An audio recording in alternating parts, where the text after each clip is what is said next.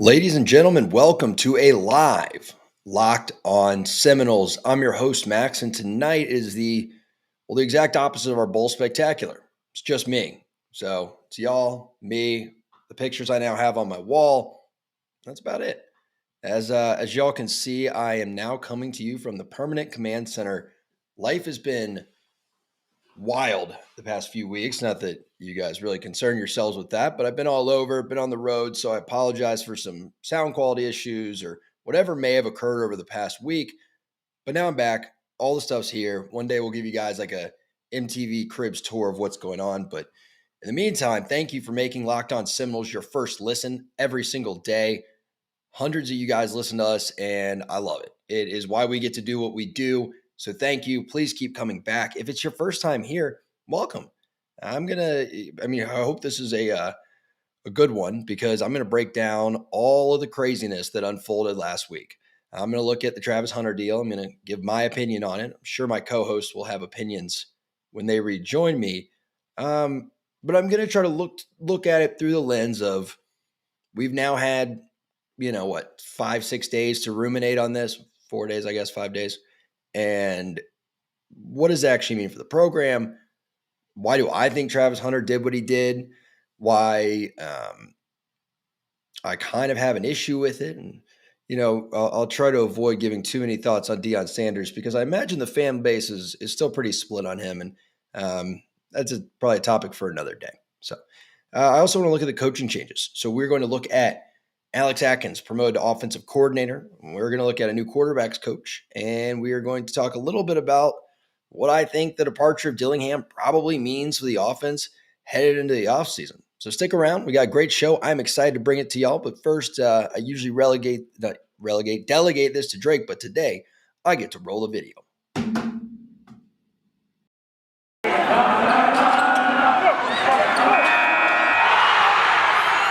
You are Locked On Seminoles, your daily podcast on the Florida State Seminoles, part of the Locked On Podcast Network. Your team every day.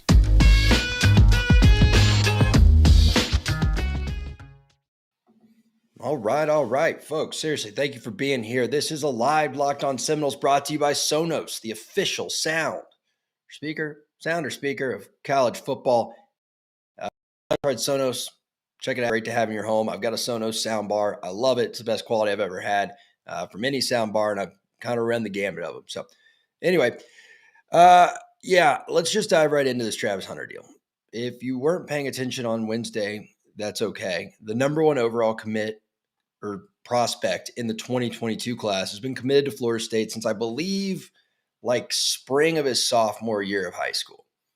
And he decided on National Signing Day, after tweeting every time we'd lose, right? Oh, I'm still committed. Oh, I'm still in. Yep, Florida State this, Florida State that, which was awesome. I mean, it was frankly probably the thing we had the most optimism about headed into the offseason, knowing that, we'd only won 5 games. And he decided on signing day to flip to Jackson State.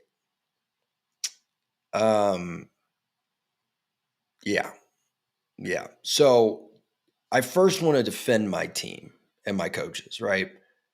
Because we're fans first, we're people second, we're content creators and podcasters third. And I'd like to point out to the Gator fans out there, to the Miami fans out there, and to all of us that need to hear it, 128 other FBS schools missed on Travis Hunter. Let me not mince words here. There is not a single program, not a single one in the United States of America that if Travis Hunter had called them that morning and said, hey, I know it's December 15th, but I want to come to your school, wouldn't have taken some other kid's scholarship offer and given it to Travis Hunter. Every single one of them would have done it in a heartbeat. And they may not have even thought twice. Maybe Alabama thinks twice, right? Because they're getting everyone. Maybe Texas A&M with the crazy class that they have. Maybe they have to give it pause for a second, but they're still going to take him. So we weren't the only ones. He didn't flip to Georgia. He didn't flip to Auburn. He didn't go to Texas A&M. He flipped to Jackson State University to go play for Deion Sanders. Now, part two of that is there's been a lot of speculation about Why, right? Is this the NIL? I think yes. But I don't, the more I've thought about it and the more I've talked to people that know things, I don't think there was a negotiated $1.5 million deal for him. I think Barstool is being accurate when they say that. Here is Max Moody's theory on what happened. I think Dion basically called him up and sold him on 3 or 4 main points, right? One, you're going to go to the league no matter what. It doesn't matter if you play for Jackson State or Travis Hunter probably could just go play in Europe for a year if they were allowed to do that and then go to the NFL next year, right? It's going to happen no matter what. Two, I think that Dion very accurately realized that this kid has a huge Messiah complex. And I don't mean to badmouth an 18-year-old, but looking back on it, that's just how it is. Travis Hunter wanted to be the savior of a program, right? That's why he wanted to come to Florida State. So he says he's been a fan his whole life, probably has been. And he wanted to turn us around and be the one that brought Florida State back. Well, now he gets to do that on 2 fronts. One, he gets to do it for Jackson State, who just had their first 11-win season ever before getting utterly embarrassed in the Celebration Bowl. That was hilarious. A little bit of a, what do they call it? Freudenscheid, whatever, where you kind of like you like seeing bad things happen to people. And I think it was a double whammy on the Messiah complex. So it was one, you can come save Jackson State, but 2, you can be this pioneer for HBCUs. And I don't think it's a terrible selling point. I understand. I applaud Dion for, being able to sell that. I'm actually going to have, by the way, the host of Locked On HBCU. We have an entire channel dedicated to HBCUs. He's going to join us this week to talk a little bit more about this, give his insight as an HBCU alum, like what he thinks probably went down. And he's a Texas State guy, but obviously he follows all of them very closely. And then 3, I think that Barstool was very much involved, but I don't think it was a number. I don't know. The more you say it, the less true it rings that they said, hey, $1.5 million.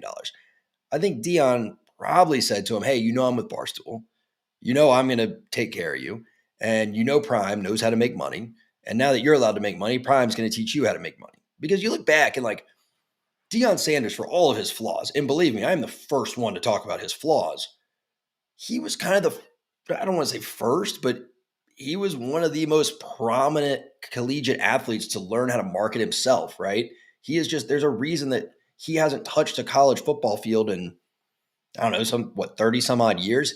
And he's still remembered as a college football player. And the guy went to 4 Pro Bowls, 1, 2 Super Bowls. And like primetime is still very much known as like who he was in college.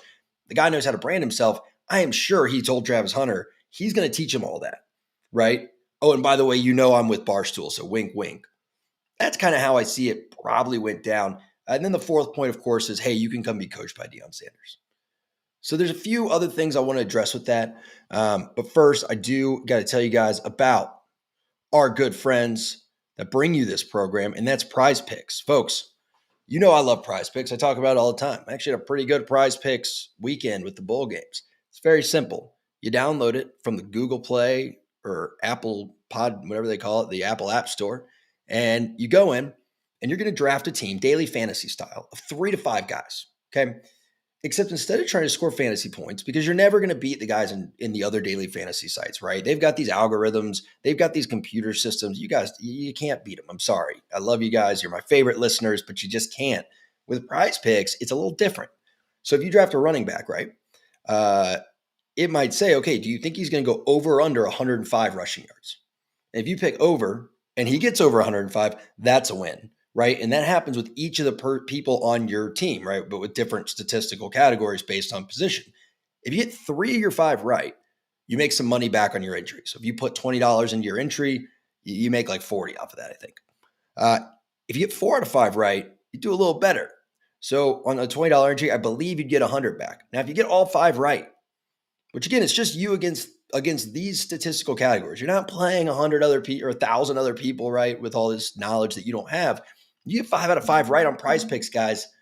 You get 10x back on your entry. So go to Prize Picks, the app, sign up, and use promo code Locked On, and they will match your first deposit with a $100 welcome bonus. So Well, no, that's not. Sorry, you got to put in 100, then they'll give you 100. But anyway, I want to keep talking about Travis Hunter. So I think there's a couple things here. First of all, like I said, 100. Now that I've talked about the reasons behind it, I want to talk about what I think it means and what I take away from it. First of all, 128 other FBS programs missed out on him.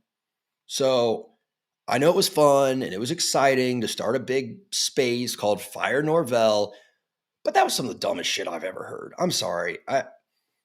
Drake's not here to stop me from taking shots. Love you, Drake.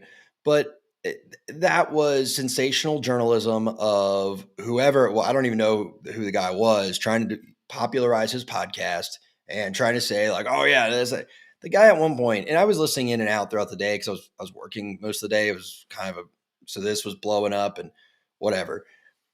But this dude at one point says he knew 10 days ago that this was going to happen.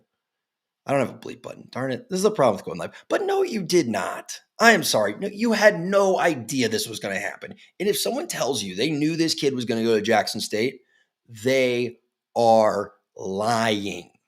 Some people, some of the coaches may have gotten a hint that something was a little fishy, a little bit weird on Tuesday, maybe even Monday. Who knows? I'm pretty sure Tuesday, though.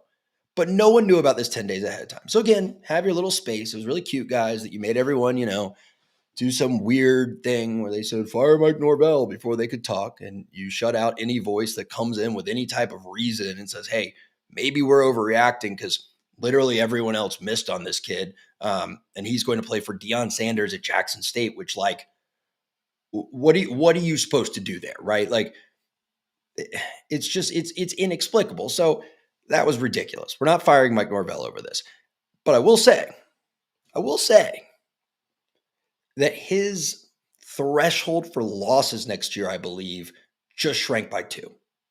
Because at first it was, okay, 5-7 this year, bring in a top 10 recruiting class, bring in Travis Hunter, who, like it or not, yeah, he's one kid. He's the bell cow of the class. Bring him in. And then, okay, we can understand maybe next year is only a 6 or 7 win season. But if you can do the same thing with another recruiting class, you're building up. Now that you have the number 14 recruiting class, or let's see, what was 247 have us at now? 247, which is the service I think probably does the best job of ranking them, has us at number 14. But the problem is we missed on a lot of key positions, right? We don't have really anyone coming in at wide receiver. We've got Azare Thomas, 4-star kid. He's an athlete, maybe could play receiver, but probably going to be a safety. And we really didn't bring in any linebackers. And those were the 2 biggest positions of need. And we didn't really even address the edge rusher problem. So now I'm not going to say fire Mike Norvell because Travis Hunter decided to do what he did. That is one of the dumbest takes I've heard. And guys, I am on Twitter a lot. I've heard some pretty dumb takes, and that was looking back on it in the moment. I was like, yeah, I get it. Looking back, I'm like, these guys, that was the dumbest thing I've ever seen. But I think Mike Norvell needs to win 7 or 8 games next year to make me stay on the I believe in Mike Norvell train, right? Because it wasn't just Travis Hunter. Again, you missed on Kevin Coleman, who I kind of said was like one of those canaries in the coal mine of like, for Ron Dugans, if you can land Kevin Coleman, a 5-star wide receiver, then okay, maybe your wide receivers coach can recruit. Yeah, problem is you didn't land him. You didn't land really any notable talent at wide receiver. And we're trying to figure out what's happening in the transfer portal. So the answer is your wide receivers coach cannot recruit. So let's move on. All right, we put the Travis Hunter thing to bed. I do not think that one thing is going to get Mike Norvell fired. But again, I think it means he needs to win sooner rather than later because that was a big blow. So let's look at offensive coaching changes a bit. First, I'm going to start with the ones that, man, let me not interrupt my flow. Ron Dugans' contract expires soon. And if that thing gets renewed and he comes back as your wide receiver coach, that will maybe make me decide I'm totally out on Norvell. Because look, right now, I don't know if Norvell's the guy. I think he's organized. We think he's good at building a program. But here's my issue. And this isn't going to be a let's hash out Willie Taggart thing, but I think this is a very valid point. Taggart wasn't fired for what happened on the field. He was, but he wasn't. It was about him not showing up to things on time. It was about him never having a plan B. Evan Neal was a great example of why he was fired. Evan Neal, by the way, is that amazing lineman for Alabama that everyone and their mother who knows anything about recruiting said, y'all are not going to get him. Stop trying. And that was the basket in which Willie was putting all his eggs, and it went the way we thought it was going to go. So Mike Norvell comes in, we're told, hey, he's always going to have a plan B and a plan C and a plan D. You know what I mean? This dude's just got he's a, PMP, right? Professional manager of projects, whatever that thing is, right? Like he's just got it all down. Well, where the hell was plan B on signing day? Where was plan C? Because all we saw was plan A failed miserably. Plan 1A and 2A, I guess. I don't know how Travis Hunter fails. And then you start seeing guys start to leave, right? You miss on Nigel Kelly. You miss on, I forget his first name, but Tyree, the D lineman that was going to go to Georgia and then came down to see us on a business visit. Then you go miss on Kevin Coleman, and it's like, okay, well, why don't you have some 3 stars lined up where you can say, hey, great news, we're going to give you a committable offer now because we need someone. And I'm sure, comment on the video if y'all are watching on YouTube, if you think that maybe I'm blowing it out of proportion. But the response to everything keeps being, the transfer portal. Oh, the transfer portal. Yeah, guys, that worked once. Okay. We had a decent hit rate in that. I'll give you that at one position. We had 2 good guys in Kier Thomas and Jermaine Johnson come in, both at the same position, pretty much. I mean, interior, whatever, and they both worked out pretty well. We can't build a whole roster off a transfer portal for 2 reasons. One, they've now allowed schools to bring in 7 extra guys. 7. If it's through the transfer portal. So they're no longer is there that thing of, other guys are bringing in, all 23, 24 high schoolers, we can actually leave some room for transfers. Now it's open season on transfers. So we're going to be competing against great recruiters, right? With better programs right now who won more games last year for the best transfers. So I get that should be part of your plan. But if the answer to my complaint of where was plan B and where was plan C on signing day when you found out Kevin Coleman wasn't coming to your school, if the answer that's the transfer portal,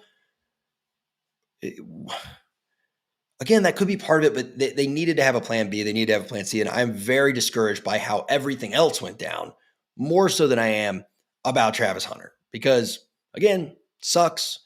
Wish he'd come to us, but I feel a lot better about what happened than if you'd flipped to Georgia, and then I would directly blame the staff. So I want to talk about the coaching changes, guys, but I do first want to tell you all about where to do your gaming action. It is that time of year. It's bowl season. It's the best time of the year. The NFL's playing on all kinds of crazy days. We got a game tonight, a game tomorrow. There's a game even on Tuesday. The Washington football team is somehow not completely out of the playoff hunt. And then bowls are going to get rocking and rolling later in this week. So betonline.ag should be your number one stop for all the action. If you haven't checked out our bowl spectacular, make sure you go back and check it out. And guys, you make your best decisions when you're full. So get some Built Bars. All right. It's not hard. I tell you guys all the time, but that's how you should stay stocked up. Built Bars, 17 grams of protein. Some actually have up to 19 grams of protein, 5 grams of sugar, 5 grams of carbs. Boom. All you need for a good workout. You know the rest. Eat Built Bar. You got this. But guys, let's keep rolling. I want to talk about the coaching changes. Kenny Dillingham left. He's gone. Off to Oregon. Man, it's hard to take a water break when it's just me. And I don't blame him. I don't take it as an indictment of the program or anything like that. I just think that Dillingham had reached the point where he's been under Mike Norvell. He went and did 1 season at Auburn. He's back under Mike Norvell. If he wants to be a head coach, it makes sense to go expand his coaching tree, go try something new, probably go somewhere where I imagine Dan Lanning, who was Georgia's defensive coordinator, who is the guy that was hired out at Oregon as the head coach and brought Kenny with him. Probably going to give him a lot more control of the offense than Mike Norvell has. So I don't blame him. What worries me is we have now had 2 coaches leave. Kenny Dillingham. So follow me on this. Kenny left, but that actually opens up 2 positions, right? Because he was quarterbacks coach and OC. And then we had our linebackers coach, Chris Marv, went to take the defensive coordinator spot at Virginia Tech. Now, they say that it's good when you see your coach, putting other guys at better positions. I agree with all that.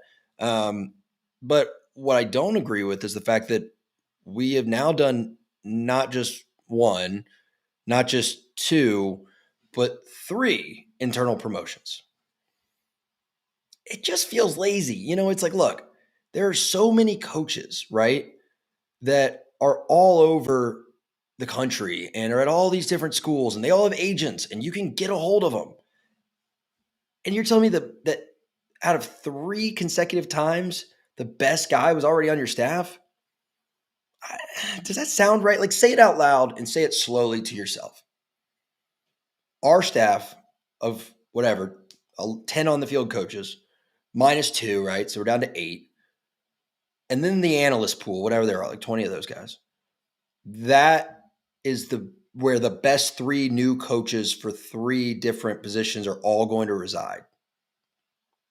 That doesn't make any sense to me, and I don't know. Maybe there's something I'm missing. I hope there is, but as far as I know, we really didn't do much of a national search. So it's disappointing. Now, I do think one of those guys is the guy. I think Alex Atkins at offensive coordinator is going to be awesome. I'm very excited to see what he does at that position. And frankly, we had talked about this, I think, like at the beginning of the year. We had said we kind of hope that Kenny gets a job somewhere so we can promote Alex Atkins because we don't want to lose him down the road. And the beauty of Atkins is that you also have Chris Thompson on staff. Now, Chris Thompson, I believe, is associate head coach, assistant head coach. I forget, and I think he coaches tight ends. But now you worry, like, is Alex Atkins going to be able to coach the offensive line and also coordinate the offense? Like, where's he going to be? Is he going to be on the field? Is he going to be in the booth? So it's really helpful having someone that also speaks the language of an O-line coach and has been a successful O-line coach, that whether, can either be in the box if Atkins is on the field or vice versa, and you still kind of have that pseudo assistant O-line coach. The other Phil, by the way, I talked about this last week, so you can go back and get my opinion on it. But again, feels lazy as Randy Shannon. We just saw signing day. And you have these guys who you're told, oh, well, they've got South Florida connections. Okay. How's that working out for us? We have analysts on staff who are only there because of the high school they went to, and we didn't get our biggest targets out of South Florida. I don't know. That hire, maybe I'll do a whole episode on it there. But that made no sense to me. And then finally you have our quarterbacks coach. They hired Tony Tokars, who he's been an analyst with Florida State for the past 2 seasons. He's got 11 years of collegiate coaching experience. Looking at my notes here. But, he was with Norvell at Memphis. He was a tight ends coach. And then he came to us, I guess, as an analyst. And by the way, if you guys are wondering what an analyst is, it's really simple. So you're allowed to have all these off the field staff, right? That's what Randy Shannon was this year, and they're called analysts. There is a bit of a line of what they can do. So they cannot participate in coaching activities, but they basically can, right? So for instance, the way the rule is worded is they can be on the sidelines, they can be in a huddle, and they can offer words of encouragement. Can't coach, but they can offer words of encouragement. So I imagine there's times where, that line gets blurred. But the reason I'm explaining that is analyst doesn't mean they aren't actually coaching, because there's compliance rules, but that is still coaching experience. And again, he's been on the field coach under Norvell. It just is again, it feels like a lazy hire. I don't know how in-depth the coaching search was. Did we call Clint Trickett? I don't know. Wasn't he pretty good down on second, whatever it was called, Last Chance U? Just one example, right? Please, if he was a bad coach at FAU, I didn't actually follow it. Don't say I said that. But how hard did we look, right? So you're telling me the best guy to fill this position is a guy that was with you at Memphis and has been here for 2 years. There's no one else that could coach quarterbacks, maybe a little bit better. Feels lazy, man. It does. And also, you're going to go to the transfer portal and need a quarterback. I think that's pretty much been put into the dogma of the Florida State ether, right? We've all agreed, everyone's agreed, we need a transfer quarterback because Jordan Travis can have a great year next year.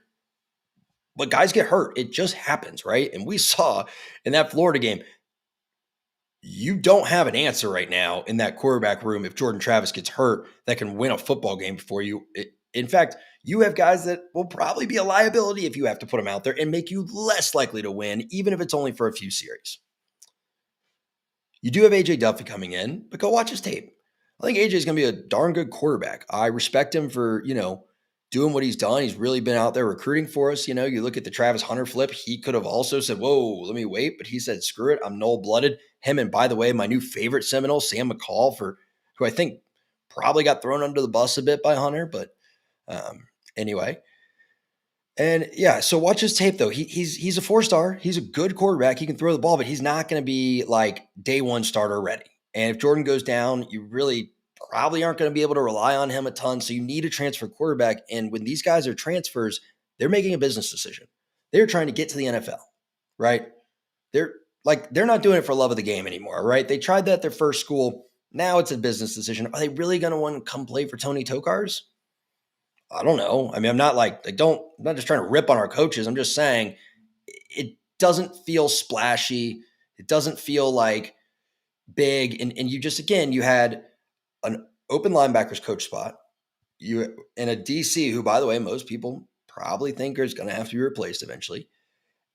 And then you had an offensive coordinator spot open up. And then you had a quarterbacks coach spot open up. And we just made no noise, right? Nothing newsworthy. No one on ESPN is like, oh, good. Randy Shannon got hired as linebackers coach. And Tony Tokars will be coaching the quarterbacks. Anyway, I've made the same point 6 times, guys. Last thing I will say on the Travis Hunter thing, because I forgot to mention it earlier, I'm not going to blame a 17-year-old, 18-year-old kid for doing what he did. Does he like attention a lot? Probably, but so does every kid on social media, right? Like kids that aren't number one recruits do dumb stuff for likes on social media. What bothered me was the way he did it. And I get it. Look, hey, you want to flip? You can flip. That's fine. But when he came out, talks about, oh, I'm a fan, this, that, the other, great. Then just say, but I've decided I'm going to do this, this, and this. And I've decided that I'm going to go Jackson State. That's fine. Putting the hat on his head, throwing it on the ground. Like, I know I'm just being an old curmudgeon, but like that just rubbed me the wrong way.